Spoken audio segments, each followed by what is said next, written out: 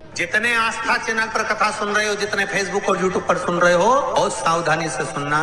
तो जिनकी यहाँ संपदा की कमी होती है, वैभव की कमी होती है, लक्ष्मी की कमी होती है, प्रतिष्ठा की कमी होती है, धन की कमी होती है, उसके लिए बहुत ध्यान से सुनना। ये प्रसंग आया नहीं पहले, आज अगर कुबेरेश्वर बाबा की पावन धरा पर यह प्रसंग निकला है तो उसको ध्यान से सुनिए। मेरी जीजियों, एक बात अपने जीवन में उतार कर रखना, कभी जिंदगी में अगर कभी ऐसा योग लगे, कभी तुम्हारे जीवन में कभी ऐसा लगे, ये उन लोगों के लिए है जो 1 रुपये कमाते हैं, सवाया खर्च होता है, घर में जिनके संपदा जुड़ती नहीं, बीमारियों में पैसा ज़्यादा जाता हो, या कहीं ना कहीं तकलीफें अपनी जिंदगी में आती है, उसके लिए शमी के पेड़ के नीचे हम क्या कर कर जाएं कि हमारी कामना सिद्ध हो जाए, या बेलपत्री के पेड़ के नीचे हम क्या कर कर जाएं कि हमारी कामना सिद्ध हो जाए। तो शिव महापुराण में और गणेश पुराण के अंदर एक बहुत सुंदर प्रसंग है। गणेश पुराण में जैसे दुर्गा का प्रसंग कहा गया है, कल उस प्रसंग को थोड़ा वर्णन करेंगे गणेश पुराण के, कि कौन सी दुर्गा किस चीज के लिए लाभदायक है। तो गणेश पुराण में शमी के जो पत्ते का वर्णन करा गया, तो उसमें स्पष्ट कहा गणेश पुराण में कि यदि 1 लोटा पानी, 1 कलश जल, उसमें चंदन घोलकर अक्षत के 5 दाने और पीपल के 2 पत्ते उसमें डालकर शमी के पेड़ के ऊपर उस जल को समर्पित कर कर आप अपनी कामना बोलकर जिस कार्य के लिए जाते हैं, वो कार्य मात्र 3 दिन में सफल हो जाता है। मात्र 3 दिन लगे। गणेशपुरा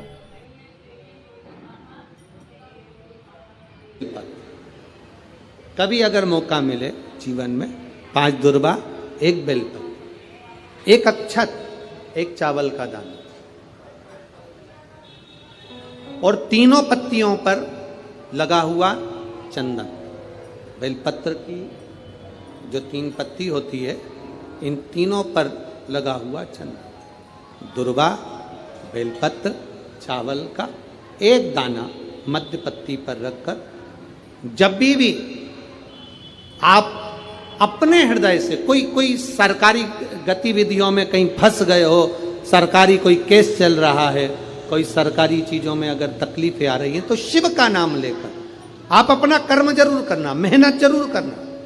कर्म के साथ में शंकर पर विश्वास रखकर 1 अक्षत का दाना, 1 बेलपत्र, 5 दुर्बा हाथ में लेकर शिव का स्मरण कर कर श्री शिवाय नमस्तुभ्यम कहकर, अगर श्री शिवाय नमस्तुभ्यम भी नहीं कह सकते, पंचाक्षर मंत्र नमः शिवाय, षडाक्षर मंत्र ओम नमः शिवाय, या फिर श्री शिवाय नमस्तुभ्यम बोलकर शिव को जो स्थान आपको बताया है, स्थान देखा है ना, फिर ध्यान देंगे, अशोक सुंदरी से शिवलिंग के बीच की जो खाली जगह देख रहे हो आप लोग, एलईडीओं पर ध्यान देना।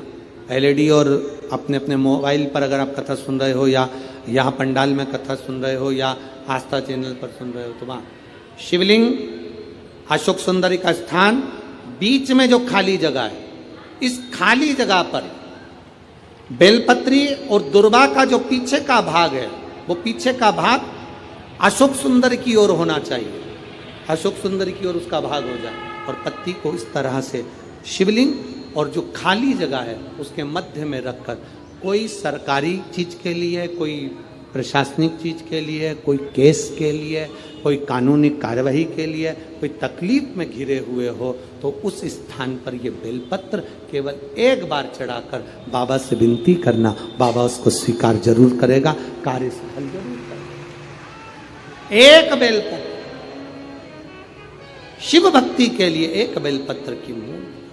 जब तुम्हें लगे कि 4-5 बीमारी घेर रही है, जब तुम्हें लगे कि ये तकलीफ आ रही है, जब तुम्हें लगे चारों तरफ से किसी ने घेर लिया, तब फिर किसी तीर्थ में, किसी नदी की पवित्रता में, किसी धाम में, किसी प्राचीन शिव मंदिर में, किसी देवालय में, किसी शिवालय में फिर जाकर, फिर उस दीप को कहकर, बाबा दूर, मेरे भगवान से दूर,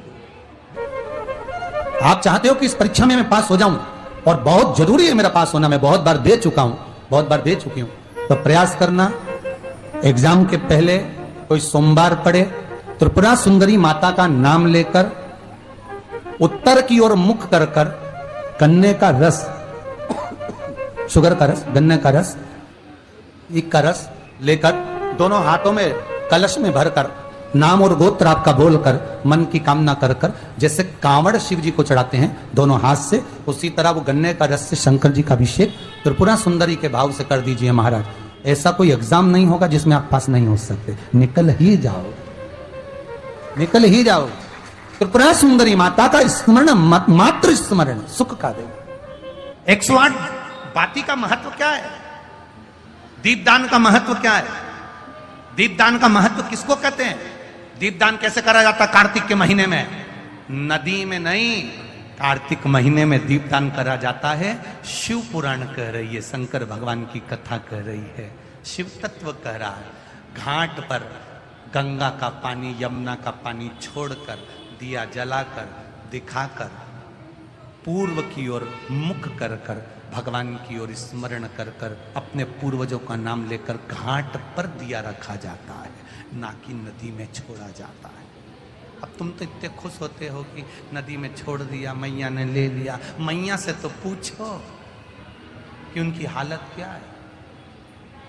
तुलसी जी में दिया लगाने चली, तुलसी जी के क्यारे के अंदर ही दिया रख दिया। तुलसी जी ने पवन देवता से कहा, हवा चलाओ, मुझे आग लग रही है। पवन देवता ने हवा चलाई, तब तुलसी मैया हिली। इसको लगा कितनी प्रसन्न हो रही है तुलसी मैया। ये दिया लगा लगा के रखती, दिया फिर बुझ जाता, फिर लगाती, फिर बुझ जाता, हवा तेज हो जाती। कभी कभी तुमने तुलसी जी में दिया लगाया, हवा तेज चल गई, क्यों चली? क्योंकि तुलसी जी को लगता है ये क्यारे में रखकर जाएगी और मुझे आग लगा के जाएगी, थोड़ा दूर रखो, दूर। मंदिर में भगवान से दिया दूर, हम उसको समझ नहीं पा रहे। 108 बाती के दीप की महत्वता दम राजा का चरित्र कह रहा है। तो कहोगे गुरुजी ये कथा कहां से निकाल के लाए हो? तो विष्णु पुराण में से आप उसको स्मरण कर सकते हो। काय में से? विष्णु पुराण में से। एक पात्र में देसी गाय का दूध, जल उसमें रखकर, और आपके यहाँ अगर लड्डू गोपाल हो, यदि आपके घर में ठाकुर जी हो, लड्डू गोपाल हो, विष्णु जी का कोई स्वरूप हो, श्री हरि का कोई स्वरूप हो, तो उस पर शुक्रवार के दिन आप संध्या के समय पर दुर्बा डालकर, उस दुर्बा से अगर लक्ष्मी जी के नामों का 108 बार उच्चारण कर कर, घी का दिया लगाकर, कैसर के चावल साथ में रखकर, केवल उस जल का और दूध का मात्र छींटा देते हो, तो उसके घर में कभी लक्ष्मी की कमी नहीं आ सकती, संपदा बढ़ती चली जाती है। 108 बार लक्ष्मी के नाम का मात्र उच्चारण कर लेने पर, भगवान विष्णु के चरणारविंद पर, भगवान विष्णु के चरणों पर केवल उस दुर्वा का, जल का, दूध का सिंचन कर देने से भी लक्ष्मी की वृद्धि होती है। श्री शिवाय नमस्तुभ्यम, सब बोलिए एक बार जमकर, श्री शिवाय नमस्तुभ्यम। प्रैक्टिकल जरूर करना, कहीं सियोर वाला महाराज झूठ तो नहीं बोल रहा। शास्त्रों की बातें हम